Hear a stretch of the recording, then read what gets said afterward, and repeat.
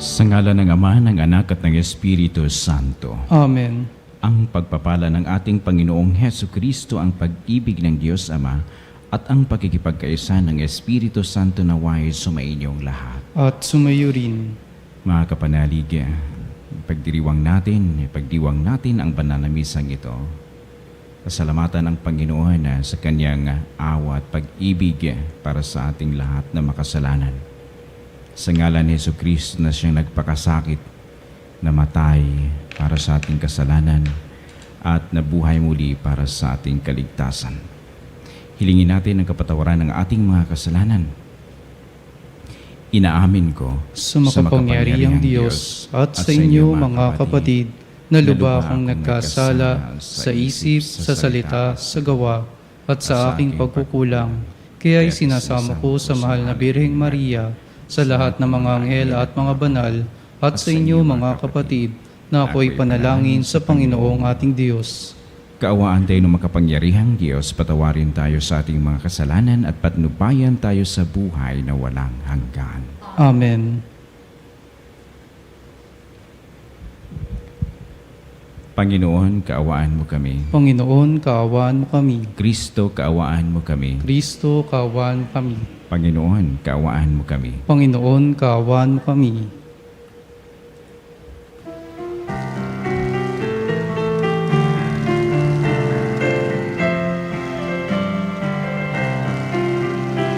Luwalhati sa Diyos sa kaitaasan, kaloob sa lupa ay kapayapaan. Inupuri ka't itinagdarangal, sinasamba ka dahil sa dakila mong kalwalhatian. Panginoon naming Diyos, Hari ng langit, Amang makapangyarihan, Panginoong Hesukristo, bugtong na anak ng Diyos, kordero ng Ama. Ikaw na nag-aalis ng mga kasalanan ng sanlibutan. Tanggapin mo ang aming kahilingan. Ikaw na naluluklok sa kanan ng Ama. Maawa ka sa amin, Ikaw lamang ang banal, Panginoon Hesukristo, kasama ng Espiritu, sa luwalhati ng Ama.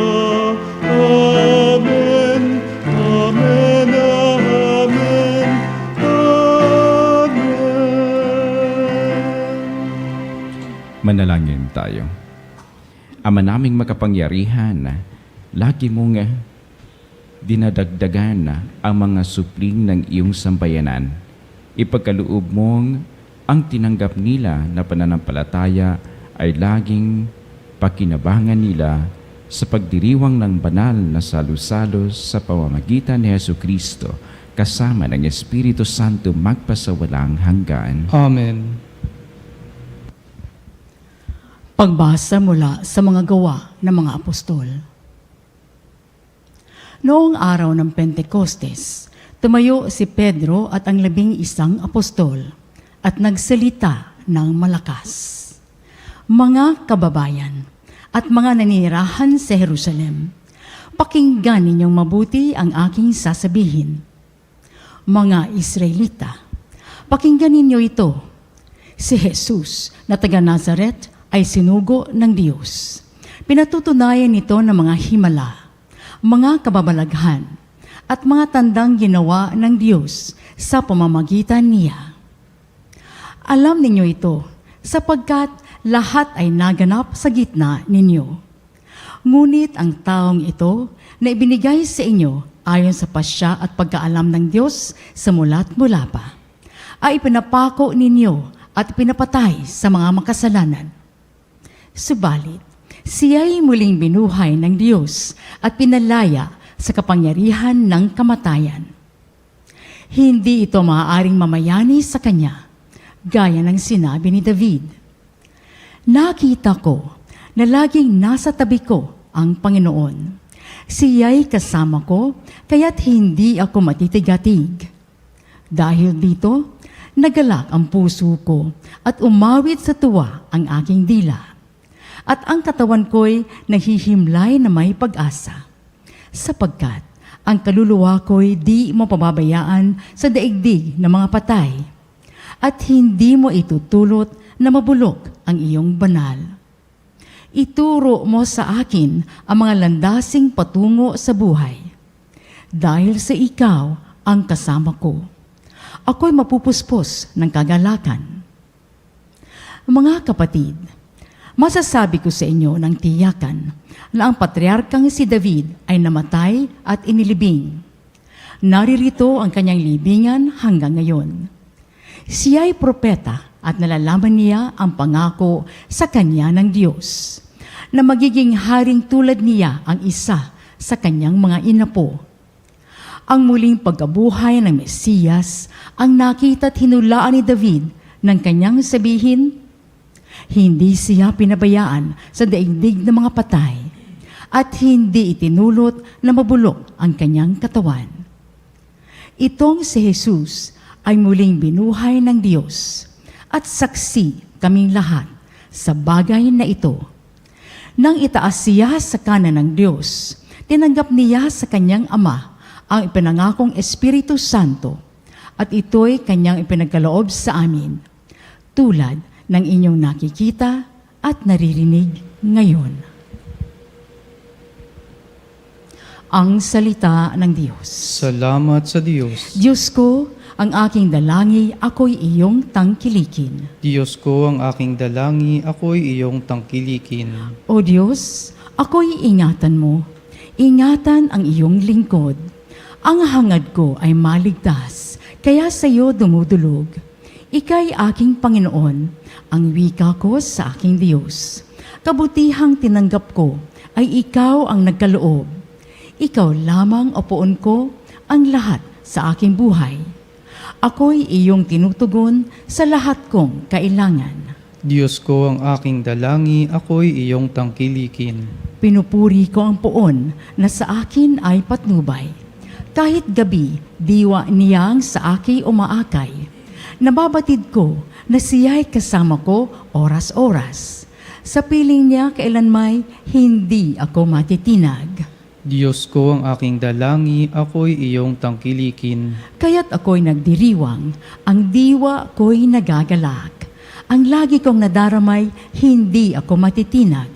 Pagkat di mo tutulutang, ang mahal mo ay malagak sa balon ng mga patay upang doon ay maagnas. Diyos ko, ang aking dalangi, ako'y iyong tangkilikin.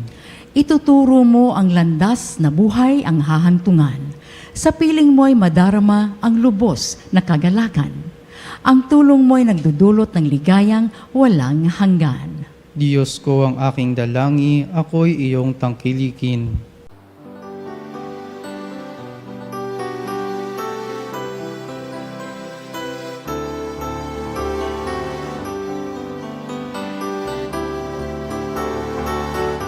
Alleluia, alleluia, alleluia.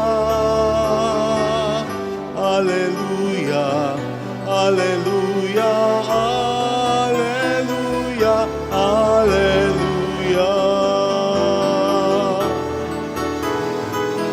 Alleluia, alleluia, alleluia. Alleluia, alleluia, alleluia, alleluia.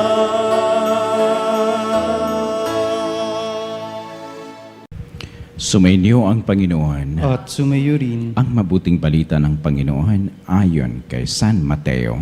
Papuri sa iyo, Panginoon.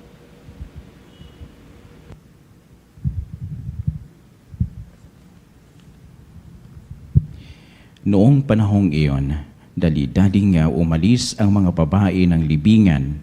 Pinagharian sila ng magkahalong takot at galak at patakbong pumunta sa mga alagad upang ibalita ang nangyari.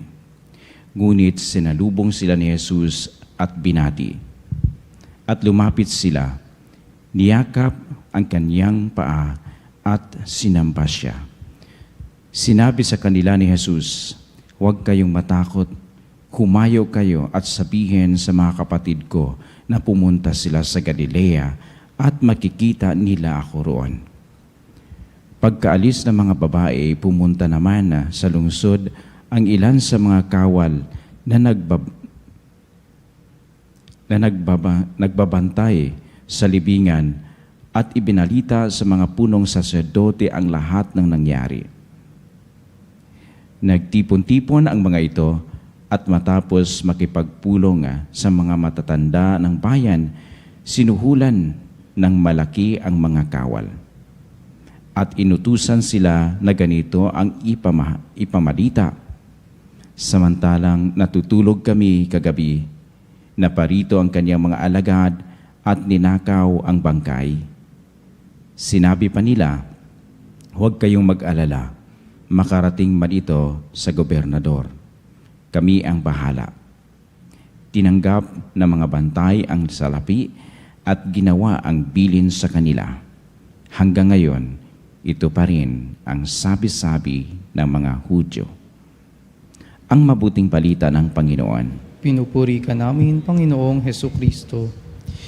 Mga kapanalig, Easter Monday, kahapon o sa ating Triduum from Thursday, Friday, and then Easter Vigil ng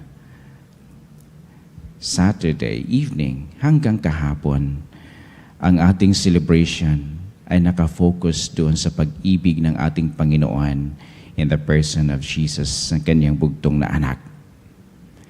Ang nangyari sa buhay ni Kristo, yun lahat ay pag-justify ng fulfillment, kaganapan ng promise ng ating kaligtasan. Napakaganda yan. Pero grabe ang paradox, no? Bakit daraan pa, no, yung kaligtasan para sa ating lahat na makasalanan diyan sa pagpakasakit at kamatayan sa krus? Bakit daraan pa diyan? Pwede naman dumiritso sa manifestation ng kapangyarihan ni Jesus bilang isang Diyos 100%. Diyan sa ating pagkatao, sa ating sanlibutan, sa ating sangkatauhan, bilang isang tao rin siya katulad natin 100%. Di ba? Behind His humanity, may nakatagong divinity. Ang kapangyarihan ng Diyos. Pero hindi. Dumaan siya doon. Pumasok siya doon. Tinanggap niya lahat ng mga realities na yan. Yung sakit, yung krus, kamatayan, and then yung victory over the kamatayan with His resurrection. Bakit? Dahil lahat na iyan ay parte ng ating humanidad. Hindi natin kayang i-avoid o takasan, iwasan ang suffering and pain sa ating buhay, ng ating buhay dito sa mundo. Ang krus natin, dala-dala natin yan every day. Minsan hindi tayo aware, pero andyan. Kunting problema lang, krus na yan. Kunting sakit, krus na yan. Kunting alitan, krus na yan. Ibig sabihin, nandyan ang pain, nandyan ang suffering. Lahat na yan ay resulta ng ating pagkamakasalanan. Siguro kung wala tayong sala, kung wala tayong, wala din sigurong sufferings. Siguro kung wala yung sins natin, perfect tayo sa mundong ito, wala na sanang kamatayan. Kung perfect na tayo, di wala na sana tayo sa mundong ito. So the fact that we are here in this world, we are all human beings, the fact that we are human beings in this world, makasalanan tayo, lahat na yan, makasalanan tayo. And the fact that we are makasalanan, alam natin yan. Hindi natin kayang bigyan ng buhay na walang hanggan ang ating buhay sa mundong ito. Therefore, we need Jesus. Iyon, alam ni Jesus yan, kaya ginawa niya lahat upang intindihan natin na whether we like it or not, we will pass through that pain or experience of pain and suffering. Whether we like it or not, all of us will die one day. Inunahan na tayo ni Kristo. Pero ang pinakamensahe dito, ito, life and everything in this world does not end sa kamatayan. Bagkus ang kamatayan is a door widely open so that we can enter into the newness of life. Yun na yung newness of life, ang bagong buhay sa kanyang muling pagkabuhay. Resurrection. This is our celebration of life and love. Diyan tayo. Ipasok natin ang ating buhay. Harapin natin ang ating araw-araw na paglalakbay dyan sa suffering and pain, sa ating lahat ng mga realities sa buhay, pati ang kamatayan. Harapin natin yan dahil hinarap ni Jesus yan. Alang-alang para sa ating kaligtasan. Kaya mga kapatid, lahat tayo ay witnesses because of this faith that we have received. Because of the testimonies sa mga alagad ni Kristo. No? Hanggang ngayon, we have something to narrate, something beautiful, something na nanggaling sa heaven. Iyon, napakaganda. Mga alagad, nakatanggap ng utos from Panginoon, nakatanggap ng mga task lahat-lahat na, at ang mga teachings para sa ating buhay. Pati na yung nangyari sa buhay ni Kristo, nakita nila. Yes, eyewitnesses silang lahat. Tayo rin, witnesses through faith. Ito ang ating ipamahagi sa sanlibutan. Walang puwang, walang putol yan. Kaya from Peter down to our Pope Francis ngayon, sa mga obispo, down sa mga pari, deacons, mga missionaries, down sa ating buhay araw-araw, nandyan ang ating pananampalataya. And therefore, like the apostles, witnesses din tayo sa katotohanan ng ating kaligtasan. Yun, si Pedro at ang mga alagad, sinabi nila lahat sa mga matatanda. Ganon din sa ating ebanghelyo, may mga babae, witnesses din sila sa pagkabuhay ni Kristo. Sa ating ebanghelyo, na-encounter nila si Kristo. This is our hamon. In this time of season of Easter, we are ought to encounter Christ. That will be the best justification ng kanyang teaching na tayo man sa mundong ito ay magsasuffer. We will experience pains. We will face and experience death. Pero there will be the new life sa kanyang resurrection. Amen.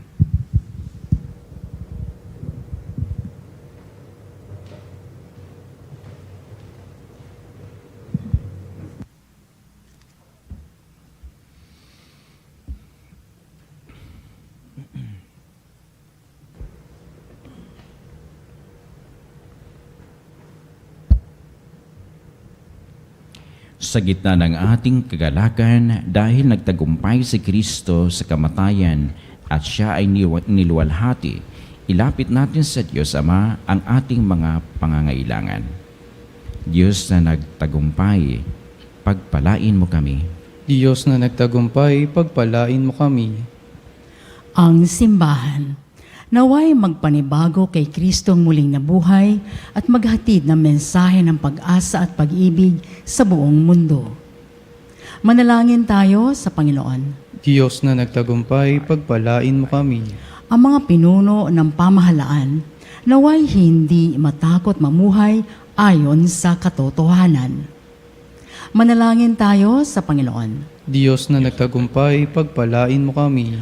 Ang kapayapaan ng Panginoong muling nabuhay, naway manahan sa ating mga puso at sa ating mga tahanan at lumaganap sa buong mundo. Manalangin tayo sa Panginoon. Diyos na nagtagumpay, pagpalain mo kami. Tayo bilang isang pamayanan, naway magbahagi sa lahat ng ating nakakadaupang palad na masayang balita ng muling pagkabuhay.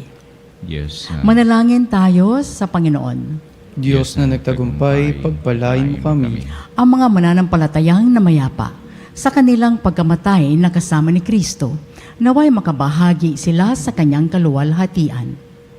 Manalangin tayo sa Panginoon. Diyos na nagtagumpay, pagpalain mo kami. Diyos na aming Ama, idinadalangin namin na ang kagalakan ng Pasko ng muling pagkabuhay ay tumimo nawa sa aming mga isip at puso at lalo kaming ilapit sa iyo. Inihiling namin ito sa pamamagitan ni Kristo na aming Panginoon. Amen.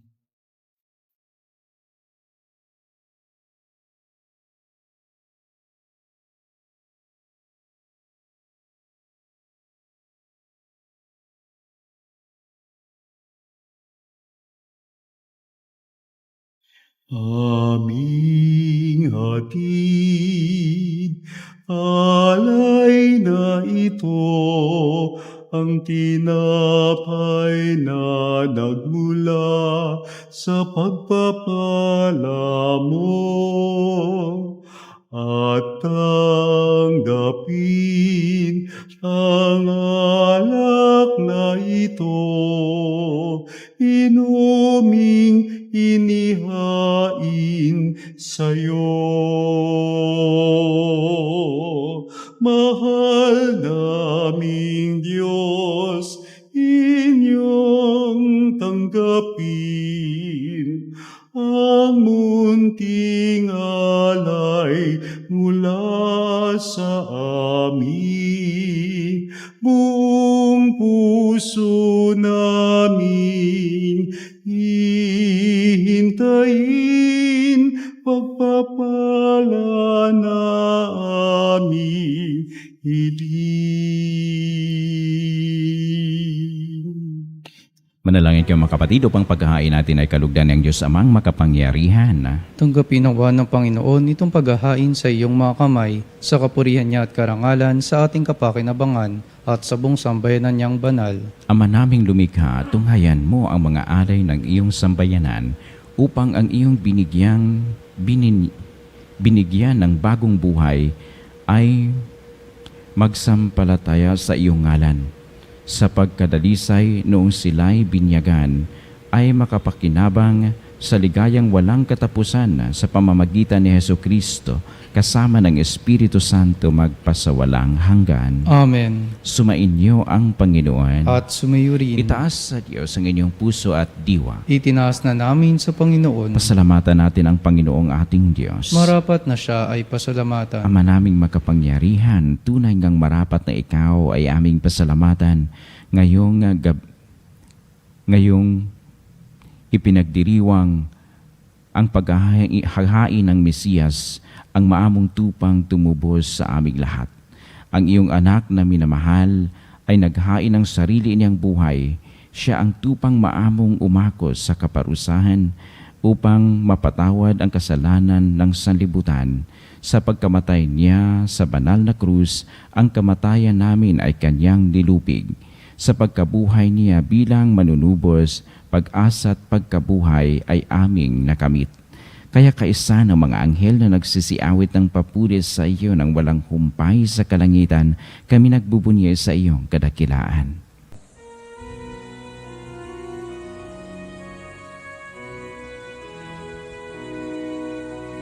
Santo, Santo, Santo, Panginoong Diyos ng mga hukbo, napupuno ang langit at lupa ng kadakilan mo. Hosana, Hosana sa kaitaasan, pinagpalang na paririto sa ngalan ng Panginoon. Hosana, Hosana sa kaitaasan.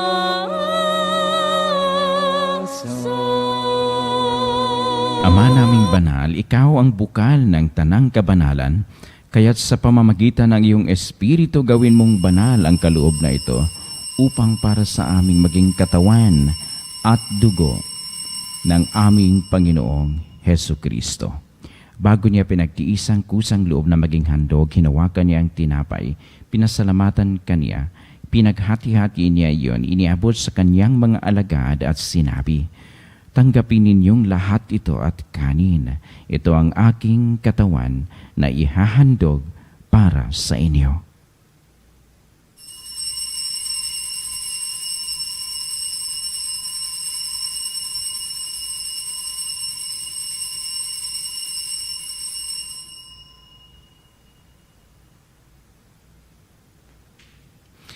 Gayon din naman nang matapos ang hapunan, hinawakan niya ang kalis, muli kanyang pinasalamatan. Iniabot niya ang kalis sa kanyang mga alagad at sinabi, "Tanggapin ninyong lahat ito at inumin. Ito ang kalis ng aking dugo, ng bago at walang hanggang tipan. Ang aking dugo na ibubuhos para sa inyo at para sa lahat sa ikapagpapatawad ng mga kasalanan. Gawin ninyo ito sa pag-alala sa akin."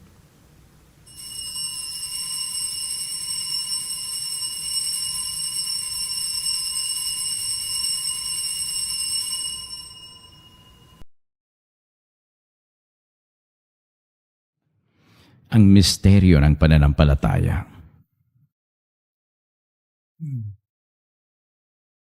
Sa krus mo at pagkabuhay, kami nagtubuhos mong tunay. Poong Jesus, naming mahal, iligtas mo kaming tanan. Poong Jesus, naming mahal, ngayon at magpakailanman. Ama, ginagawa namin ngayon ang pag-alala sa pagkamatay at muling pagkabuhay ng iyong anak, kaya't inaalay namin sa iyo ang tinapay na nagbibigay buhay at ang kalis na nagkakaloob ng kaligtasan. Kami nagpapasalamat dahil kami iyong winarapat na tumayo sa harap mo para maglingkod sa iyo. Isinasamo namin kami magsasalo-salo sa katawan na dugo ni Kristo ay mabuklod sa pagkakaisa sa pamamagitan ng Espiritu Santo. Ama, lingapin mo ang iyong simbahang laganap sa buong daigdig. Puspusin mo kami sa pag-ibig kay mo at ng tanang kaparian. Alalahanin mo rin mga kapatid naming nahimlay nang may pag-asang sila'y muling mabubuhay, gayon din ang lahat ng mga pumanaw. Kaawaan mo sila at patuluyan sa iyong kaliwanagan. Kaawaan mo't dapatin kaming lahat na makasalo sa iyong buhay na walang wakas. Kaisa ng mahal na Birheng Maria na ina ng Diyos, ni San Jose na kanyang esposo, kaisa ng mga apostol at ng lahat ng mga banal na namuhay dito sa daigdig ng kalugod-lugod sa iyo. May pagdiwang nawa namin ang pagpupuri sa ikararangal mo sa pamamagitan ng iyong anak na aming Panginoong Heso Kristo. Sa pamamagitan na ni Kristo kasama niya at sa Kanya, ang lahat ng parangal at papuri ay sa iyo, Diyos Amang makapangyarihan, kasama ng Espiritu Santo magpasawalang hanggan.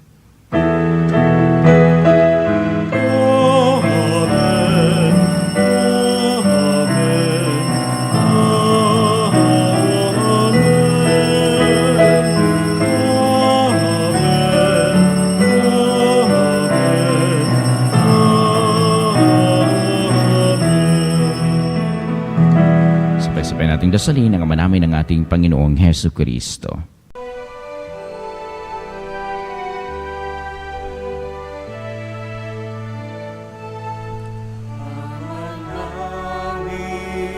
Sumasalangit ka, sambahin ang ngalan mo, mapasa amin ang kaharian mo,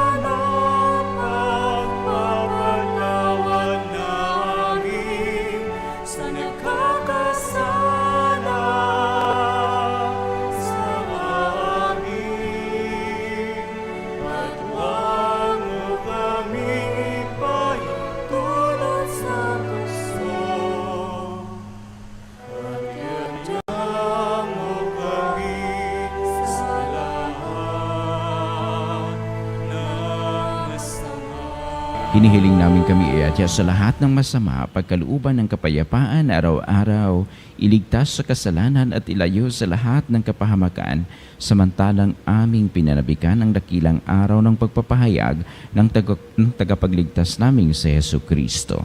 Sapagkat iyo ang kaharian at ang kapangyarihan at ang kapurihan, magpakailanman. Amen. Panginoong Hesu Kristo, sinabi mo sa iyong mga apostol, kapayapaan ang iniiwan ko sa inyo, ang aking kapayapaan ang ibinibigay ko sa inyo. Tunghayan mo ang aming pananampalataya at huwag ang aming pagkakasala. Pagkalooban mo kami ng kapayapaan at pagkakaisa ayon sa iyong kalooban, kasama ng Espiritu Santo magpasawalang hanggan. Amen. Ang kapayapaan ng Panginoon ay laging sumainyo. At sumayo rin. Magbigayan kayo ng kapayapaan sa isa't isa. Kordero ng Diyos na nag-aalis ng mga kasalanan ng sanlibutan, maawa ka sa amin. Kordero ng Diyos na nag-aalis ng mga kasalanan ng sanlibutan, maawa ka sa amin. Kordero ng Diyos na nag-aalis ng mga kasalanan ng sanlibutan, ipagkaloob sa amin ang kapayapaan. Ito ang kordero ng Diyos. Ito ang nag-aalis ng kasalanan ng sanlibutan. Mapalad ang mga inaanyayahan na sa kanyang piging. Panginoon, hindi ako karapat-dapat na magpatuloy sa iyo, ngunit sa isang salita mo lamang ay gagaling na ako.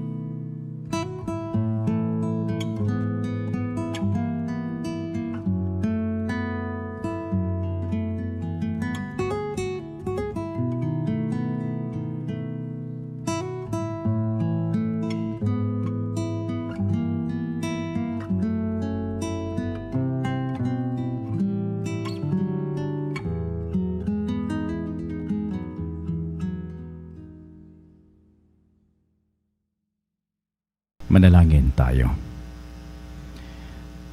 Ama naming mapagmahal, naway masaganang pakinabangan ang piging ng pagkabuhay upang sa pagtahak sa landas ng kaligtasan kami maging marapat sa iyong mga pagpapalang bigay sa pamamagitan ni Jesucristo kasama ng Espiritu Santo magpasawalang hanggan. Amen. Panalangin para sa lahat ng may karamdaman.